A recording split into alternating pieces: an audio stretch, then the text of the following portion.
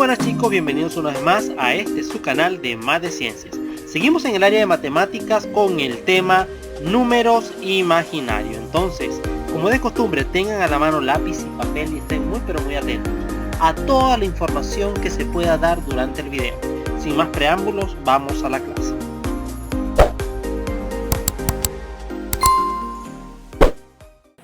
Muy bien, en esta oportunidad vamos a hablar de los números imaginarios. Y al hablar de los números imaginarios hay que destacar que el hombre quien le da nombre a estos números es Leonhard Euler en 1777, como una forma quizás despectiva de referirse a estos números que no tenían una existencia real. Es que los números imaginarios sí son números que no tienen un valor definido dentro del campo real y por esa razón se les denota o se les nombra como números imaginarios. ¿Okay? Partimos entonces de esta expresión que observamos acá, la raíz cuadrada de menos 1. La raíz cuadrada de menos 1 se convierte en un número imaginario en virtud de que no existe un valor real que defina a este valor. Y podemos demostrarlo, por ejemplo, si yo quisiera conocer la raíz cuadrada de 4, bueno, sencillamente buscaría un número que multiplicado por sí mismo dos veces me genera el número 4. Sencillamente ese es el número 2. Si quiero saber la raíz cuadrada de 9, bueno, es lo mismo. Un número que multiplicado por sí mismo dos veces me dé 9. En este caso sería el 3.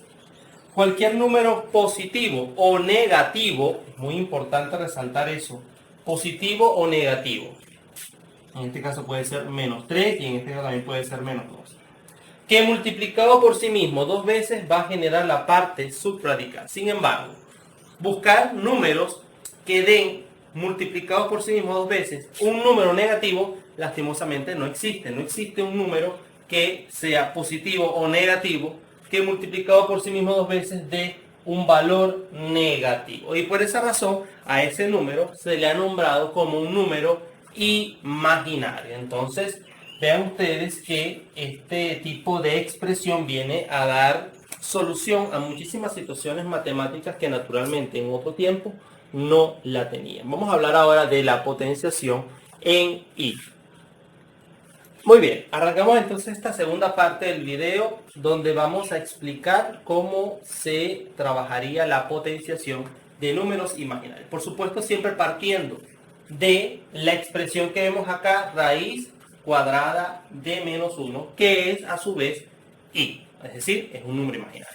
Entonces comenzamos primero con esta, que es I a la 0, y sabemos que todo número real o imaginario elevado a una potencia 0, eso va a ser 1. Eso es una regla matemática establecida y creo que en otros videos ya hemos visto de dónde sale justamente este tipo de explicación. Tenemos acá ahora I a la 1. I a la 1 es sencillamente I. No hay ningún inconveniente. ¿Qué pasa cuando vemos I al cuadrado? Bueno, en ese sentido, cuando vemos I al cuadrado, tal vez podemos comenzar a utilizar esta expresión que vemos acá. ¿Ok? I al cuadrado es como que yo tuviera a esta expresión, raíz cuadrada de menos 1, elevado al cuadrado. Y por reglas de la potenciación y radicación, el 2 se puede simplificar con el índice de la raíz.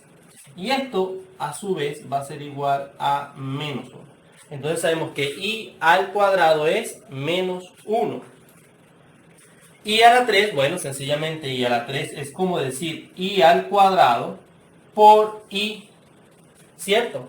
Porque si yo tengo, este es I a la 1, si yo tengo I al cuadrado y tengo I a la 1, 2 más 1 es 3. Por lo tanto es I a la 3. Entonces yo puedo de alguna manera hacer eso, o sea, apoyarme en las potencias anteriores, los resultados anteriores para saber el conocimiento de los resultados que vendrán. Sé que I al cuadrado es menos 1, acá aparece que es menos 1, y I a la 1 es I, por lo tanto esto va a ser menos I. Así de simple, ¿verdad? Y vean ustedes que puedo seguir construyendo, y de hecho voy a seguir construyendo en la segunda columna 4 números más. Vean ustedes lo que sucede ahora. Vamos a ver qué pasa cuando trabajamos con I a la 4. Podemos nuevamente volvernos a apoyar en el resultado anterior. El resultado anterior era i a la 3, que sería i a la 3 por i a la 1. ¿Ok? Si yo sumo 3 y 1, eso es 4. Ahora bien, ¿cuánto da i a la 3? Bueno, i a la 3 es i es menos i. Menos i. E i a la 1 es i, pero i es raíz de 1. Vamos a hacerlo paso a paso. Esto va a ser i. I por i, eso es menos i al cuadrado. Y menos i al cuadrado es menos 1. Por lo tanto, menos 1. ¿Ok? El menos, vean ustedes, el menos que ya tenía la i y el menos de este caso el número, la parte interna. Acá. Ok, acá, perdón. Entonces, ¿cuánto va a ser esto? Menos por menos da más, esto va a ser 1. En otras palabras, vean ustedes que vamos deduciendo la expresión a partir de los resultados anteriores. En este caso, i a la 5 no es más que i a la 4 por i a la 1. ¿Ok? Entonces, i a la 4, si ustedes observan, es 1 multiplicado por i, que en este caso i es sencillamente i. Entonces 1 por i sigue siendo i. Quiere decir que i a la 5 es i. Ahora, vamos con i a la 6. I a la 6 es i a la 5 multiplicado por i a la 1. I a la 5 es i. I a la 1, estamos acá, i a la 1 sigue siendo i también. Va a ser i por i. I por i es i al cuadrado e i al cuadrado, ya lo habíamos visto, es menos 1. Y finalmente vamos con i a la 7, que es i a la 6 por i a la 1. I a la 6 es menos 1 por i. Quiere decir que esto va a ser igual a menos i. Bien, observen ustedes. Estos resultados que vemos en la segunda columna de los segundos 4 números son muy similares, o son los mismos más bien, que los que obtuvimos en la primera columna. En otras palabras, quizás algunos ya se hayan dado cuenta de esto, pero otras personas tal vez no se habían fijado que existe un patrón. Vean ustedes. Quizás algunas personas ya se habían fijado, pero otros tal vez no porque estaban establecidos allí quizás todos los procedimientos y quizás se perdía un poco lo que era el contraste o la comparación de los resultados obtenidos en esta columna con los resultados obtenidos en esta. Y observen ustedes que existe un patrón. Vean ustedes que para i a la 0 es igual a i a la 4, i a la menos 1 es igual a i a la 5, i a la 2 es igual a i a la 6, i a la 3 es igual a i a la 7. Y vean ustedes que si seguimos haciendo más columnas, los patrones se van a ir repitiendo cada 4 números consecutivos. Por ejemplo, vamos a ver qué pasa cuando yo coloco acá i a la 8, i a la 9, i a la 10 e i a la 11. Estos valores deberían corresponder directamente a los resultados recíprocos anteriores. Por ejemplo, en el caso de i a la 4, de i a la 8 sería i a la 1, ¿ok? De i a la 9 debería ser i a la 5. De i a la 10, i a la 6. Y de i a la 11, i a la 7. Y estos a su vez son los de los anteriores, ¿ok? Por esa razón decimos que se modifican o se van construyendo en patrones de 4 en 4. ¿Quién es i a la 8? Bueno, yo voy a escribirlo como i a la 7 por i a la 1, ¿ok? Pero recordemos que i a la 7 fue menos i, entonces esto va a ser menos i multiplicado por i. I por i es i al cuadrado, entonces sería menos i al cuadrado, y sabemos que i al cuadrado por acá nos daba menos 1. Esto va a ser entonces igual a menos 1, y sabemos que menos 1 es 1 en todo caso. Y justamente se está cumpliendo esto que está acá. Vean ustedes que todo esto me va a conducir a 1. Yo lo voy a escribir directamente. ¿Ok? Acá va a ser 1. I a la 9 es i a la 8 por i a la 1.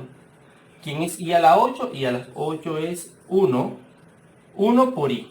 que sería siendo i. Vean ustedes que se sigue repitiendo. Acá i a la 10 sería entonces i a la 9 por i a la 1. Esto sería entonces menos 1. Y acá nuevamente se repetirá menos i. Esto es algo que va a continuar y justamente basándose en estos patrones de repetición es que se ha generado, se ha determinado una fórmula muy práctica para poder resolver cantidades de potencia de n, por supuesto, n me refiero a la potencia de números que exceden a cantidades bastante grandes. Entonces, vamos a ver de qué trata esta fórmula. Muy bien, tenemos lo siguiente, i a la n. N puede ser cualquier número entero, positivo, por supuesto, o negativo. Si es negativo, bueno, hay que hacer un tratamiento especial. Pero puede ser cualquier número entero al cual se está elevando como potencia nuestra i, o nuestro número imaginario. Por supuesto, tenemos que tener a la mano o conocer bien sólidamente estos valores base de i a la 0, i a la 1, i a la 2, y a la 3, porque justamente son los patrones que se van a estar alternando y repitiendo en el transcurso de elevar esa potencia. Entonces, ¿qué sucede cuando se eleva una potencia? Bueno, naturalmente se van repitiendo de 4 en 4, por lo tanto, esta n se debe dividir entre 4. N se divide entre 4. ¿Qué sucede? Que yo voy a tener aquí un cociente Q y acá un residuo. Es posible que el residuo sea 0 si la cuenta es entera. ¿Ok? Entonces, ¿cuál va a ser la fórmula de donde se desprende esto? Bueno, sencillamente, esto va a ser Q por 4 más el residuo. ¿Eso quién es? Eso es N. N es igual al cociente por el divisor más el residuo. Ahora bien, vean ustedes esto. Esto que vemos acá, que es esto, yo lo puedo sustituir acá. Y entonces me va a dar i a la q por 4 más l. Propiedades de la potenciación. Si yo tengo dos valores que se están multiplicando, eso es potencia de una potencia. Es decir, yo puedo reescribir esto como i a la q elevado a la 4. Y cuando yo tengo dos valores que están sumando dentro de una misma potencia, yo puedo colocarlo como el producto de potencias. Esto va a ser entonces acá i elevado a la l. O sea, separarlo en dos i. Ahora bien, i a la 4, i a la 4 es la que le siga y a la 3, que sería i a la 0, i a la 4. Si yo continúo aquí, 0, 1, 2, 3, seguiría el 4 que va a dar 1, ¿cierto? Esto va a dar 1, por lo tanto esto sería 1, ¿ok? Y 1 elevado a la 4 sigue siendo 1, por lo tanto todo ese resultado va a ser 1, ¿ok? Ahora vean ustedes, todo se va a resumir a el residuo, lo que nos dé el residuo, i elevado al residuo. Por lo tanto, en una fórmula muy simple y muy sencilla, cuando tenemos i elevado a la n, lo que debemos hacer es calcular i elevado al residuo. Esto es la fórmula que debemos conocer nosotros y ya les voy a explicar de qué manera podemos aplicar eso. ¿Ok? Vamos a ver unos ejercicios donde debemos calcular las potencias de los números imaginarios.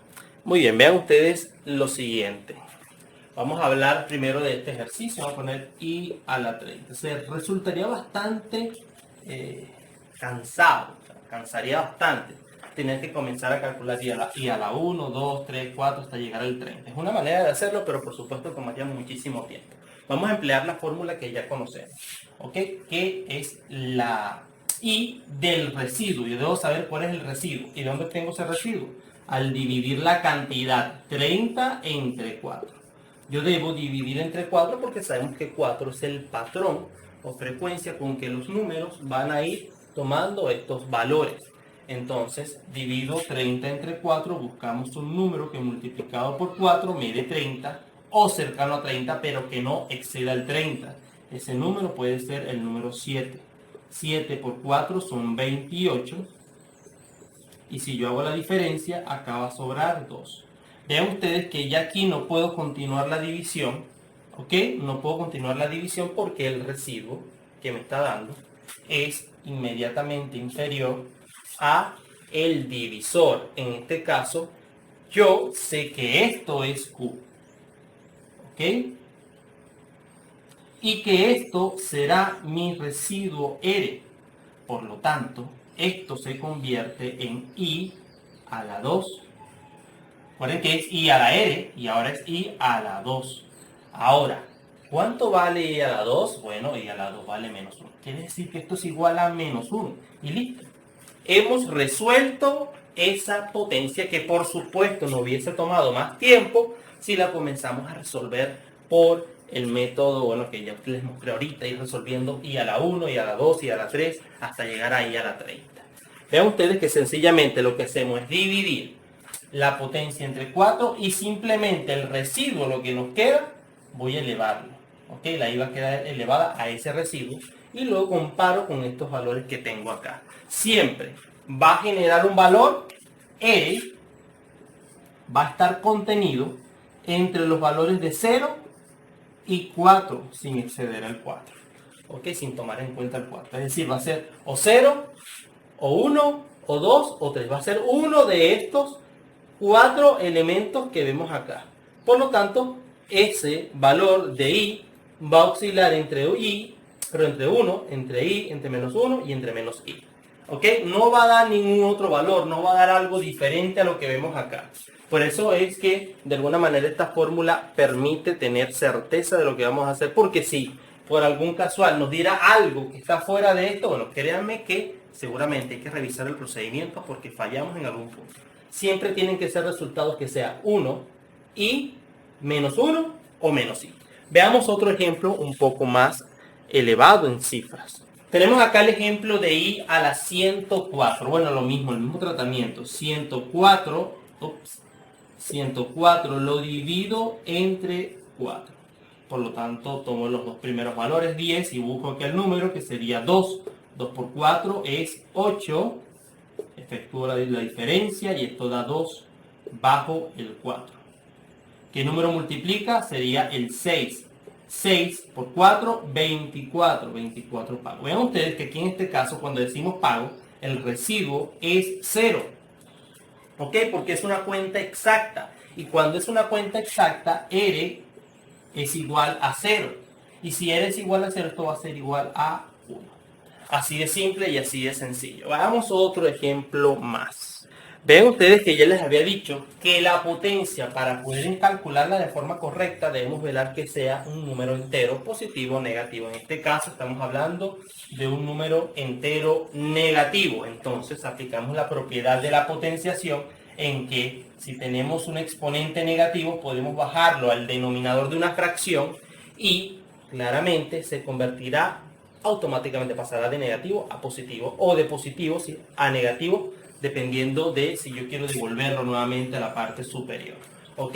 Y de forma análoga sucede si yo tengo una fracción negativa con exponente negativo y quiero pasarlo a positivo. Bueno, sencillamente lo paso a la parte del numerador con el signo cambiado. Son maneras y formas de aplicar las propiedades de la potenciación. En este caso nos quedamos con la número 1, esta que vemos acá, porque tenemos un número elevado a una potencia negativa. Vamos a bajarla a una fracción, al denominador de una fracción positivo. Sería entonces 1 entre I a la 53. Y luego que tenemos eso, I a la 53, lo que debemos hacer ahora es sencillamente dividir 53 entre 4. Siempre se debe dividir entre 4, no se puede dividir entre otras cifras. Tomamos la primera, sería 1, 1 por 4, 4. ¿Ok?